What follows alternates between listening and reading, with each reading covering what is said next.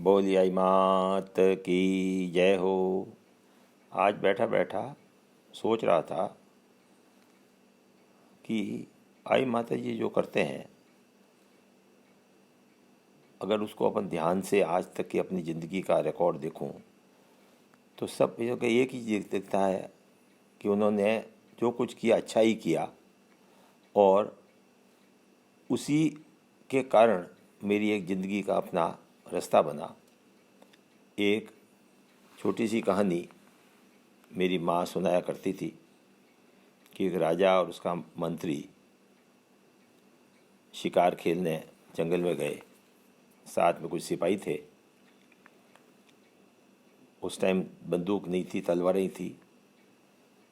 तलवार चलाते हुए राजा की छोटी वाली उंगली कट गई, खून बहने लगा। तुरंत उस पर पट्टी बांधी और राजा ने पूछा ये कैसे हुआ। मंत्री बोला भगवान जो करता है अच्छा ही करता है। राजा को गुस्सा आया, मेरी तो उंगली कटी और ये मंत्री की ये औकात की ये कह रहा अच्छा हुआ। ने तुरंत सिपाहियों को ऑर्डर दिया, जाओ इनको ले जाके जेल में डाल दो और सुबह इनको फांसी चढ़ा देना। सारे सिपाही राजेश का आदेश मान के चले गए।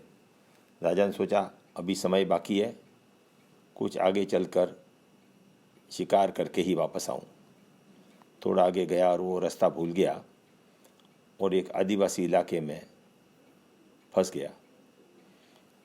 थोड़ी देर में कुछ आदिवासी आए और उनको पकड़ के ले गए और उसको निलाया धुलाया। और जैसे ही उसको पूरा निला रहे थे, उन्होंने उसके शरीर को जांचा तो देखा कि उसकी एक उंगली कटी हुई है। तुरंत जाके अपने गुरु से कहा ये शरीर तो खंडित है, ये अपने बलि के काम में नहीं आ सकता।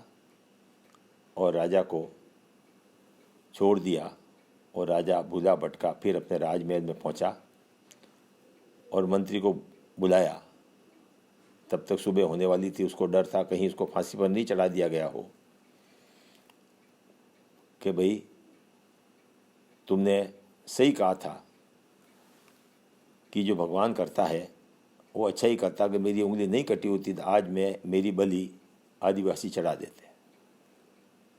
फिर राजा को दूसरा ख्याल आया, भाई मेरे साथ तो ठीक था, पर तुमने ऐसा क्या किया कि तुमको जेल में जाना भेजना पड़ा। मंत्री बोला राजन, अगर आपने मुझे वहाँ से जेल में नहीं भेजा होता तो आदिवासी अपने दोनों को पकड़ के ले जाते।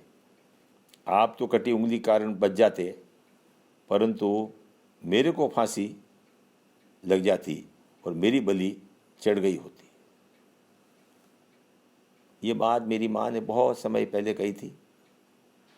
कुछ बातें समझ में आई, बच्चे थे। और उसके बाद से अपनी ज़िंदगी में मैं देखता हूँ तो पाता हूँ कि कई बातें ऐसी हुई जिन्होंने मेरा पूरा का पूरा विचार, पूरा रास्ता बदल दिया और सही रास्ता अपने आप दिखा दिया।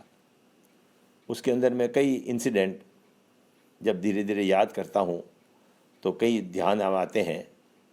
मैं चाहता हूँ कि इनको बारी बारी कहीं न कहीं से नोट कर लूँ ताकि अपने आने वाले अपनी पीढ़ी में जो कोई भी इसको आगे पढ़े उसके उपयोग में आ सके।